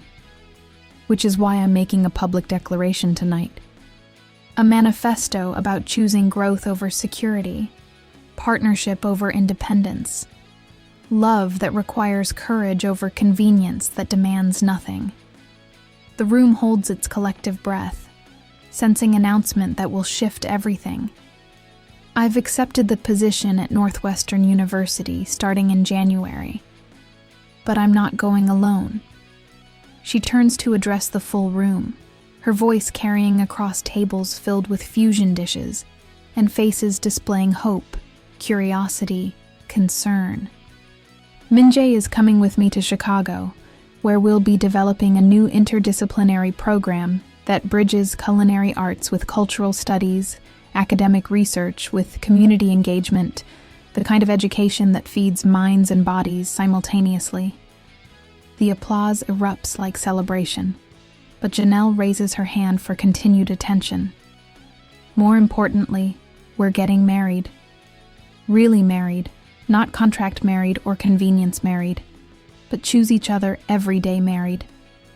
Because we've learned that the best fusion happens when 2 complete individuals decide to create something together that's stronger than either could build alone.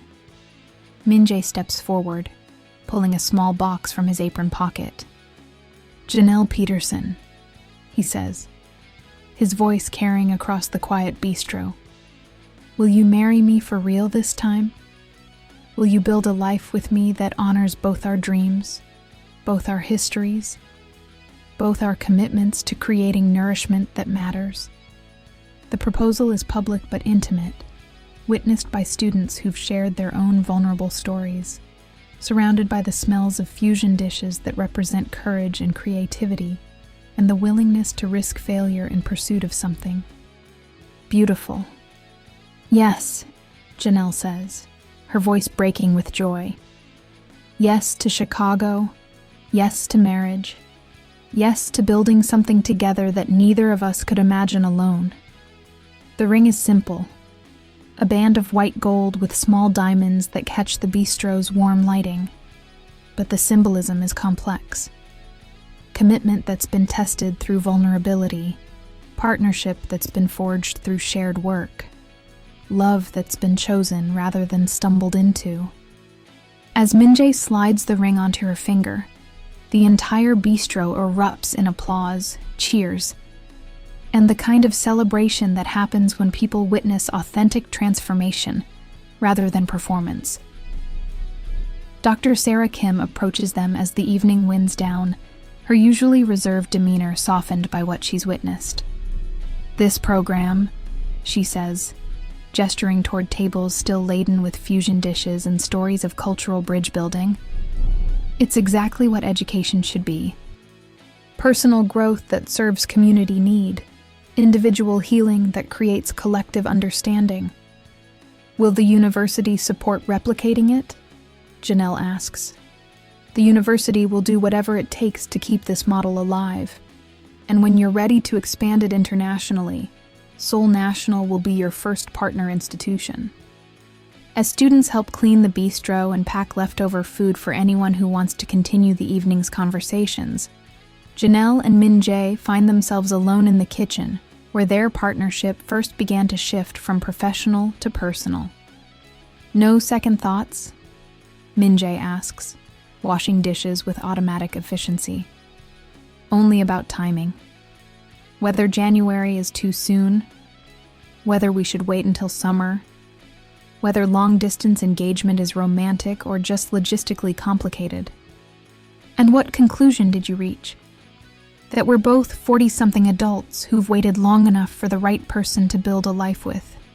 That if we're going to take risks, we should take them together. That if we're going to succeed or fail, we should do it as partners.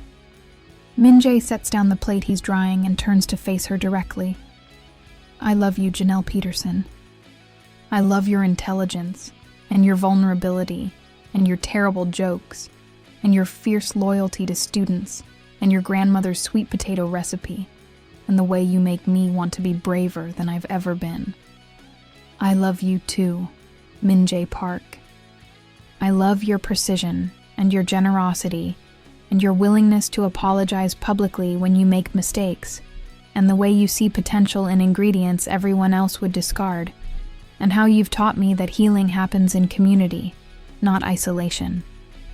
They kiss in the quiet kitchen, surrounded by the debris of their students' culinary experiments and the promise of their own uncertain but hopeful future. Outside, Seoul glitters with its endless ambitions. But inside the bistro that brought them together, two people have found something rarer than success or security. They found partnership that makes both people more themselves, love that requires growth rather than stagnation, commitment that's been chosen rather than convenient. The manifesto dinner is over, but the real manifesto, the daily choice to build something beautiful together, is just beginning. 6 months later, the Chicago program is thriving in ways that exceed everyone's expectations. The university's new Center for Culinary Cultural Studies occupies a renovated warehouse space in Pilsen, equipped with professional kitchens, lecture halls, and community dining areas that host weekly dinners, bridging academic research with neighborhood engagement. But it's Sunday afternoons that have become Janelle and Minjae's favorite time, when they close the center to students and open it to themselves, cooking simple meals that represent their ongoing fusion, not just of cuisines, but of lives. Today's menu reflects their current reality. Korean-style fried chicken, with sides inspired by Janelle's southern roots. banchan dishes that incorporate ingredients from Chicago's diverse markets, and desserts that represent their collaborative sweet tooth rather than any traditional cuisine. The food is delicious but not precious, complex but not competitive, nourishing without being performative. The review comes out tomorrow, Min-jae says, plating their experimental dessert, a sweet potato souffle with cardamom ice cream and gochujang caramel sauce. Chicago Tribune food critics spent 3 hours interviewing students last week. Nervous? Janelle asks, though she's learned to read his expressions well enough to know he's more excited than anxious. Curious. It's the first time our work has been evaluated by someone focused purely on food rather than educational impact or cultural bridge building. He pauses in his plating, considering. What if they don't understand what we're actually doing here? Then they'll learn, or they won't, and we'll keep doing it anyway because it matters to the people who matter to us. The answer represents growth for both of them. Janelle's movement away from external validation as primary motivation. Min-jae's acceptance that meaningful work doesn't require universal approval. 6 months of marriage, professional partnership, and the daily reality of building a life together has taught them both the difference between performance and authenticity. Their apartment is a 10-minute walk from the center, a renovated loft space that feels like home in ways neither of their previous places ever did. Furniture that represents both their tastes, kitchen equipment that serves function over aesthetics, bookshelves that hold academic texts beside Korean cookbooks beside Janelle's grandmother's handwritten recipe cards. The Seoul workshop proposal came in, Janelle mentions, opening wine that represents another fusion experiment. Korean rice wine aged using French techniques, created by a vintner who studied at both institutions they've called home. Which one? Summer intensive.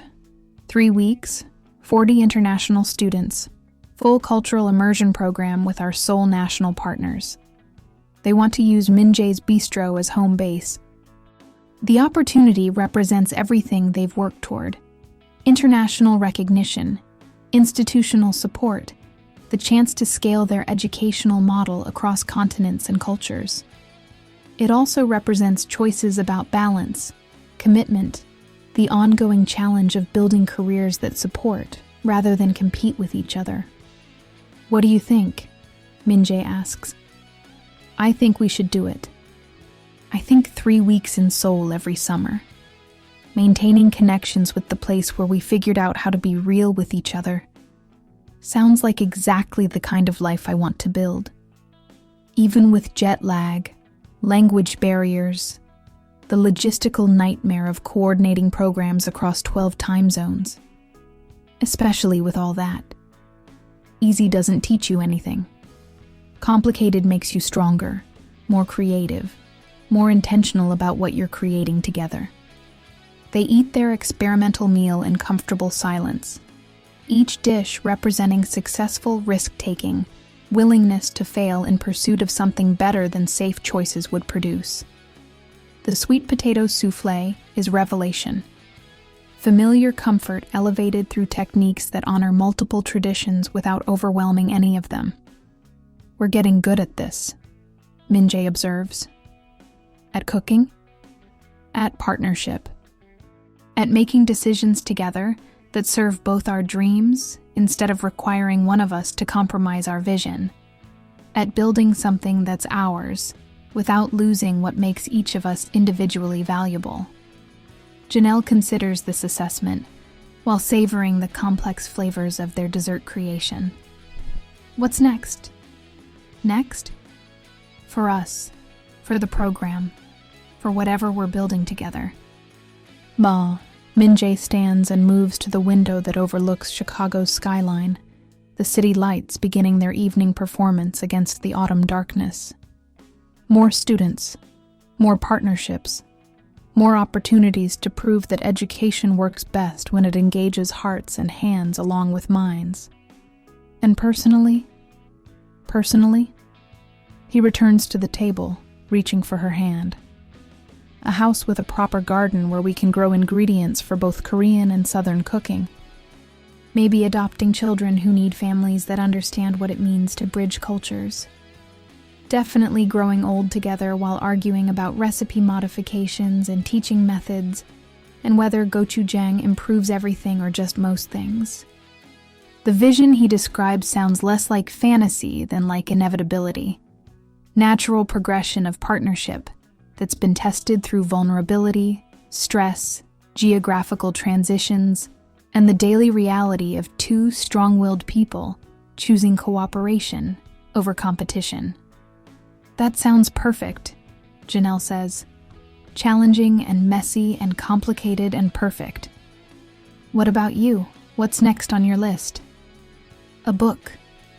About food and healing, cultural fusion and personal transformation. The difference between integration and appropriation. Something that honors everyone who's taught us about courage and creativity and the possibility of building new traditions that respect old ones.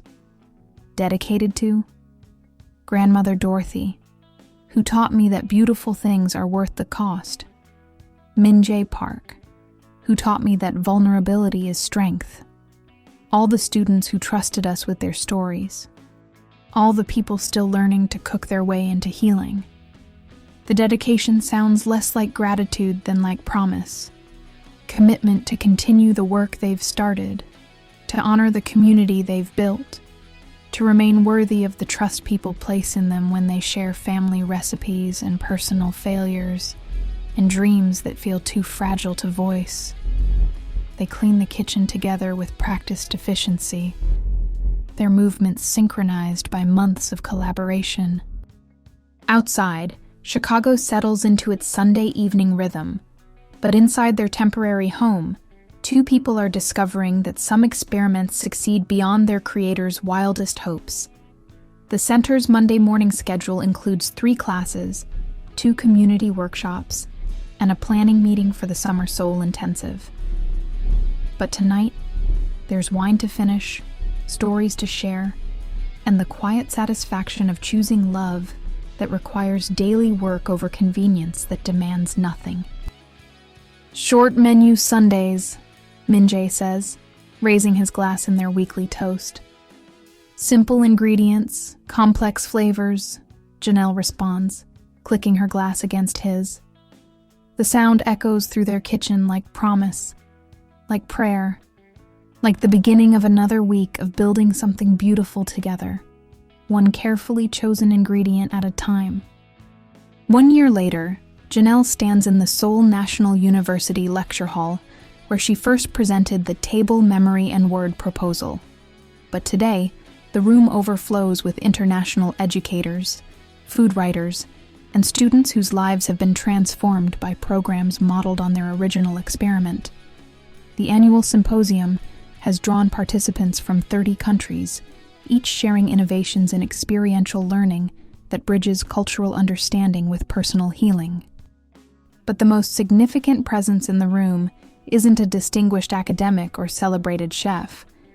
It's Dorothy Johnson Peterson, age 78, Janelle's great-aunt who raised her after her grandmother's death, sitting in the front row with a smile that suggests pride mixed with amused bewilderment at finding herself at an international academic conference.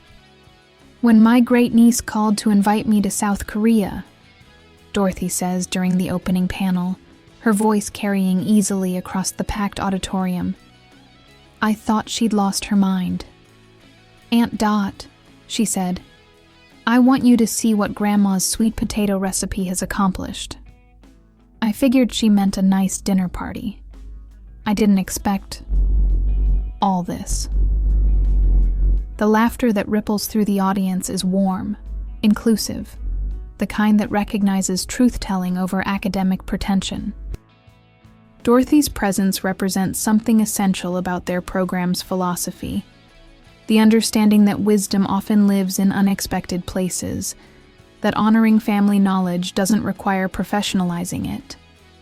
Min-jae joins Janelle on stage for their joint presentation, their comfort with public partnership reflecting the year they've spent learning to navigate 2 careers, 2 cultures, and the daily negotiations of marriage between equals who are still discovering each other.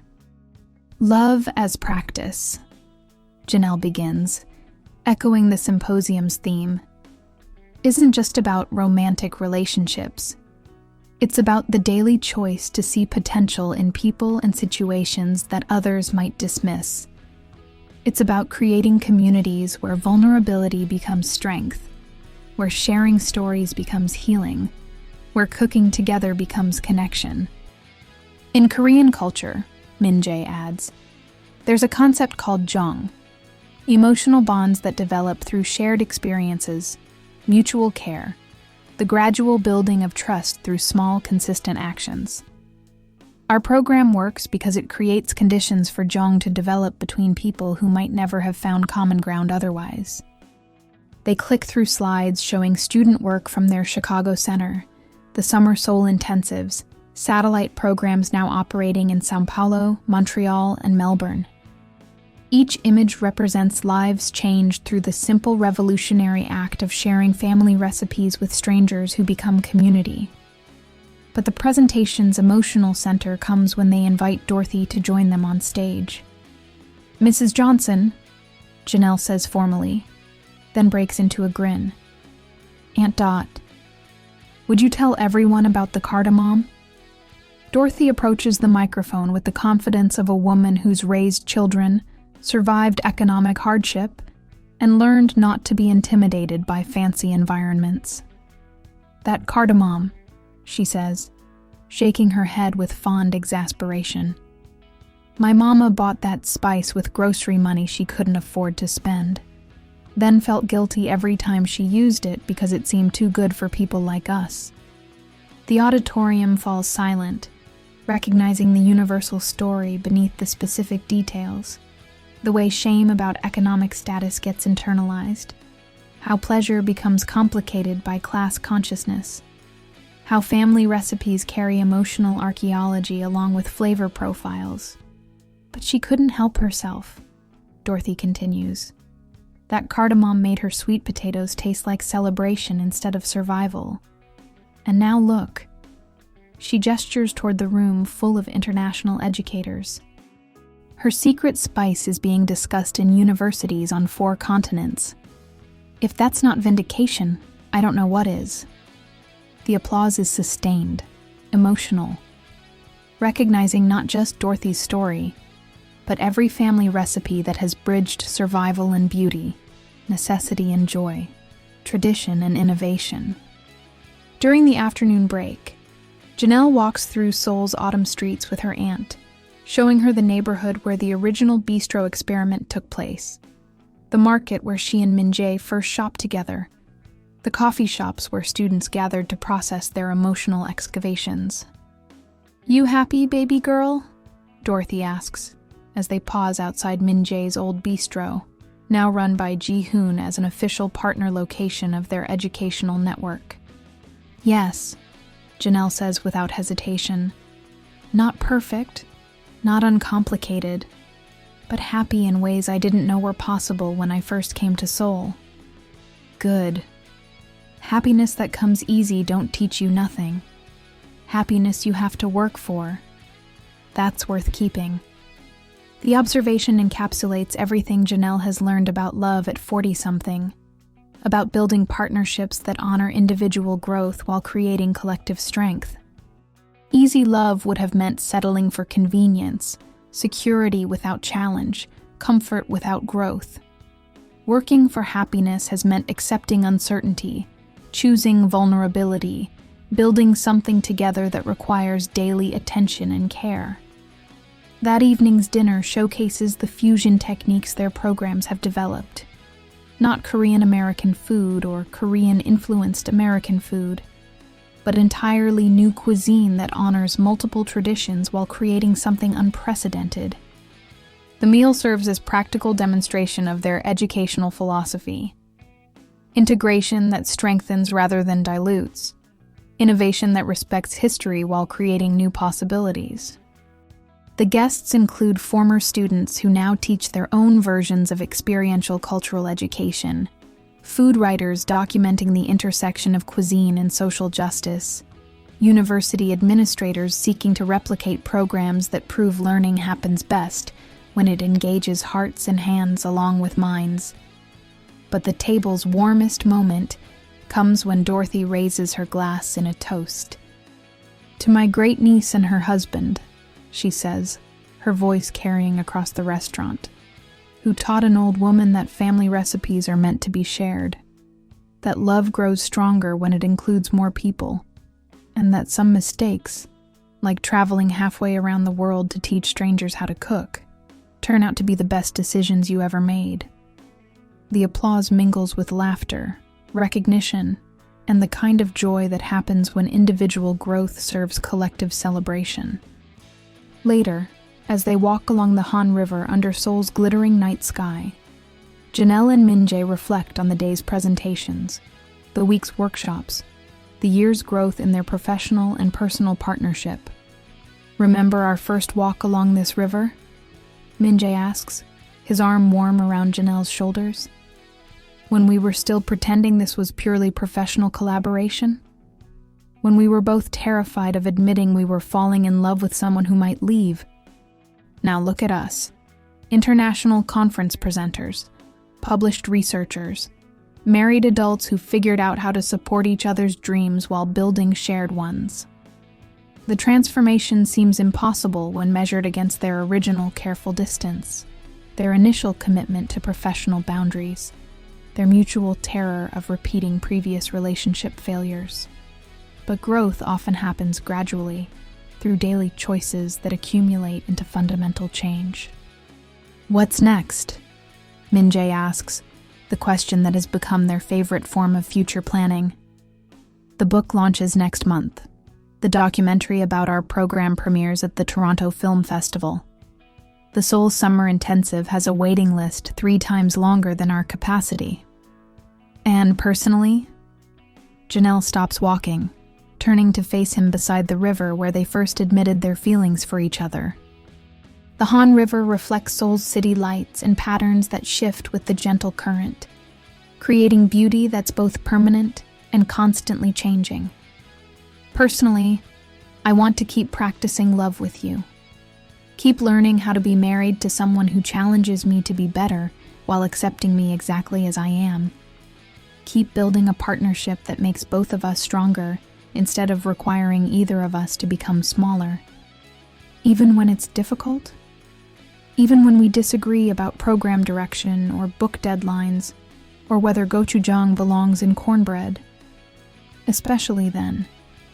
Easy relationships don't teach you anything. Relationships that require you to grow, to communicate clearly, to choose each other repeatedly, those are worth the work." Min-jae pulls her closer, their bodies finding the rhythm they've developed over months of learning to move through life together. "I love that we argue about seasoning ratios and student evaluation methods. I love that you challenge my assumptions about Korean culinary traditions. I love that we're building something neither of us could have imagined alone." "What do you love most?" Janelle asks, the kind of question couples ask when they're still discovering each other, still finding new reasons to choose partnership over independence. "I love that we turned a professional disaster into personal transformation. I love that your Aunt Dorothy flew 16 hours to see what we've built together. I love that our students send us wedding invitations and baby pictures and photos of dishes they've created in their own kitchens." He pauses, looking directly into her eyes. "But mostly, I love that you taught me the difference between performing love and practicing love." "What's the difference?" "Performing love is about meeting expectations, hitting romantic milestones, looking like the couples in movies or magazines. Practicing love is about showing up consistently, choosing generosity over defensiveness, creating safety for each other to be imperfect and still worthy of care. The distinction captures everything they've learned about relationship building at 40-something, when past failures have stripped away illusions about romantic destiny, but haven't diminished hope for authentic connection. Practice requires intention, repetition, willingness to improve through mistakes rather than demanding immediate perfection. They continue walking along the river path, passing couples sharing picnics despite the October coolness, families teaching children to ride bicycles, elderly friends playing traditional Korean games beneath the streetlights. Seoul's nighttime energy surrounds them, but they move through it like people who found their own rhythm within the city's larger symphony. "The house," Min-jae says suddenly. "What house?" "The one we've been talking about buying. Garden space for Korean vegetables and southern herbs, kitchen big enough for serious entertaining, home office where you can write without distractions from restaurant noise. You want to start looking seriously? I want to start planning for permanence instead of just adapting to whatever opportunities arise. I want to choose a place where we can build the kind of life that serves our work instead of competing with it."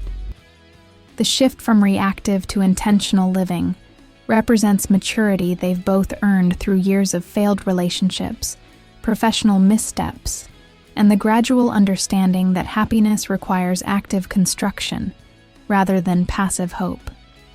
"Chicago suburbs or staying in the city?" Janelle asks, practical questions that reveal how seriously she takes his suggestion. "Whatever gives us the best foundation for the work we're doing together.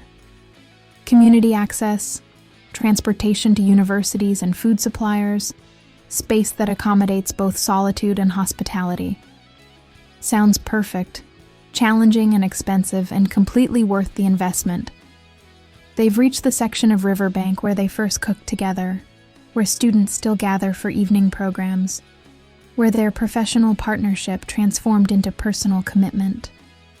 The location holds memory now, the kind of significance that comes from choosing to return to places where important changes happened.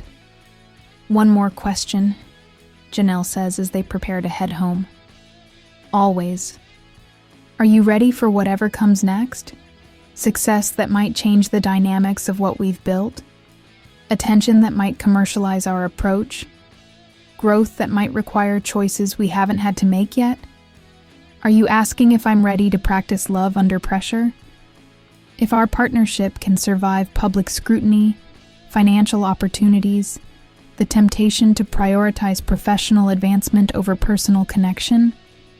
That's exactly what I'm asking." Min-jae is quiet for a long moment, watching Seoul's reflected lights dance on the Han River's surface. "I think the practice itself prepares us. Every day we choose each other, we get stronger at choosing each other. Every conflict we navigate honestly, we get better at communication. Every success we share without competing, we prove that partnership can enhance rather than threaten individual achievement. So yes, I'm ready for whatever comes next, as long as we face it together." The walk home takes them through neighborhoods that have become familiar, past restaurants where they've celebrated program milestones, convenience stores where they buy ingredients for late-night cooking experiments, coffee shops where they've planned lessons and argued about pedagogical approaches, and learned to disagree without damaging their underlying affection. Seoul has become home in ways neither expected when they first met in a bistro kitchen, two damaged people carrying professional competence and personal wounds in equal measure. Now the city represents transformation, the place where they learned that healing happens in community, that love requires practice, that some risks are worth taking regardless of guarantees about outcome. Their apartment building comes into view, modern architecture that houses traditional values, choosing each other daily, creating beauty from available ingredients, practicing love with the same intentionality they bring to teaching, cooking, and building programs that change lives one family recipe at a time. "Thank you," Janelle says as they climb the stairs to their floor. "For what?" "For being willing to practice with me. For choosing growth over comfort, partnership over independence, love that requires work over convenience that demands nothing." "Thank you," Min-jae responds, "for teaching me that vulnerability is strength, that sharing your story makes you more powerful, that some forms of nourishment can't be planned or controlled, only received with gratitude when they appear. The conversation ends with gentle kisses and the quiet satisfaction of another day spent building something beautiful together. Tomorrow will bring new challenges, new opportunities, new chances to practice the love they've learned to create rather than simply stumble into. But tonight, there's wine to share, stories to exchange, and the extraordinary ordinariness of two people who found their way home to each other, one carefully chosen ingredient at a time. Epilogue. 5 years later, the wedding takes place in their Chicago backyard garden, where Korean perilla grows beside southern collard greens, where cardamom plants thrive next to gochujang peppers, where fusion happens naturally rather than artificially. It's their second wedding. The first was a courthouse ceremony for legal purposes, practical and efficient and completely lacking in romance. This ceremony celebrates 5 years of successful partnership, the kind of commitment that's been tested through daily life rather than promised in hypothetical future. Dorothy, now 83, sits in the front row wearing a hanbok that Min-jae's grandmother sent from Seoul, cultural exchange made tangible through fabric and ceremony. Ji-hoon, now running 3 restaurants in Seoul's growing food scene, serves as Min-jae's best man. Doctor. Sarah Kim, surprisingly, has become one of Janelle's closest friends. Their initial professional tension transformed into mutual respect and genuine affection. The vows they exchange are practical rather than romantic, acknowledging what they've learned about love through practice rather than theory. "I promise to keep choosing you," Janelle says, "even when you leave dishes in the sink, even when you question my cornbread techniques, even when success makes our lives more complicated rather than easier. I promise to keep growing with you," Min-jae responds, "to support your dreams without losing my own, to practice vulnerability without using it as weapon or shield, to build something together that serves the world rather than just ourselves."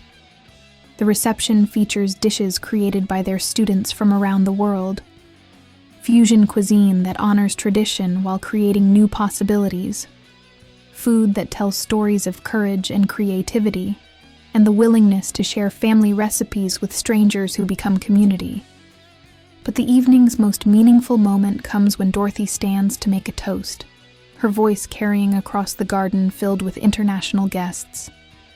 "My great-niece asked me what I've learned from watching her build this life with Min-jae," she says, raising her glass of Korean rice wine.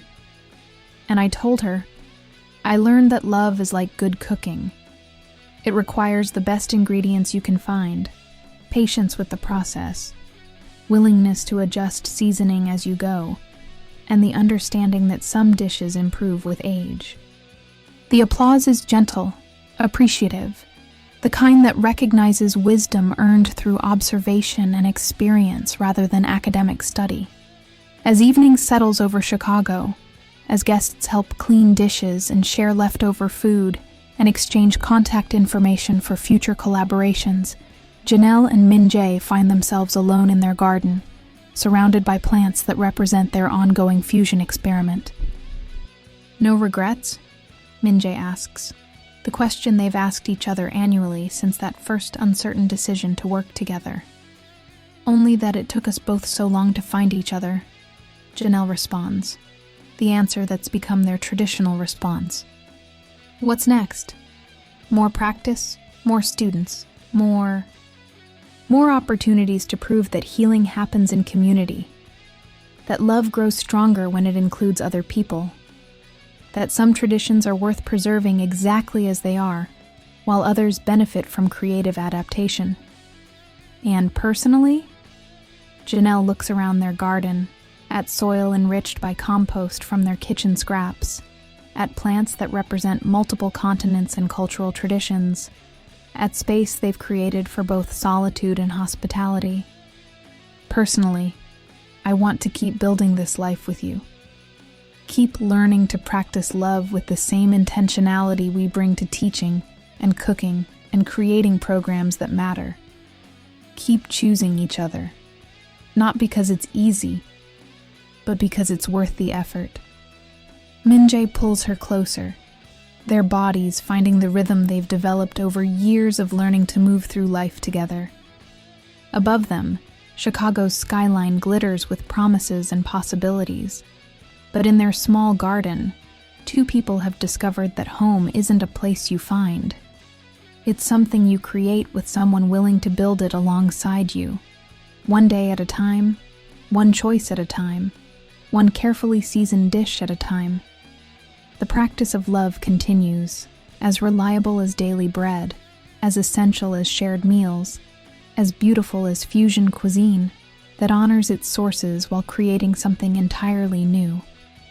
If you've been moved by Janelle and Min-jae's journey from professional colleagues to life partners, subscribe to our channel for more stories about second chances, cultural bridges, and love that's built through practice rather than discovered through accident. Their story proves that the best relationships aren't found. They're created through daily choices, shared vulnerabilities, and the courage to grow together rather than apart.